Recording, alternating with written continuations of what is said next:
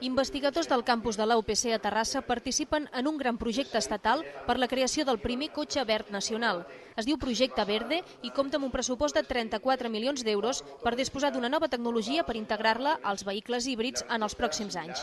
SEAT ha encarregat aquesta tasca a la Politècnica, que col·labora amb la Fundació Centre Tecnològic de Manresa. La iniciativa plega 20 grans empreses dels sectors de l'automoció, les infraestructures i l'energia, 16 organismes públics de recerca i es desenvolupa en un total de 6 comunitats autònomes. El primer prototip de cotxe ecològic espanyol ha d'estar enllestit al desembre del 2012.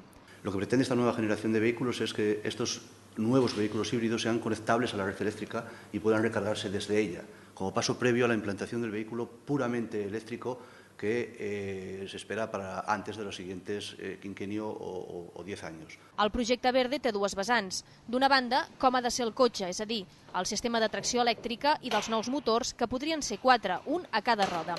En aquest sentit, es pretén reduir el tamany i el pes i guanyar en autonomia, fins a 200 quilòmetres. De l'altra, la infraestructura, que ha de fer possible les recàrregues, tant a nivell particular com públic. Caldrà una xarxa elèctrica amb diferents punts, potència i preus. Malgrat tot, els responsables del projecte tenen clar que el canvi de mentalitat en la mobilitat i l'impuls definitiu de les energies netes suposaran l'avanç real del desenvolupament dels cotxes elèctrics.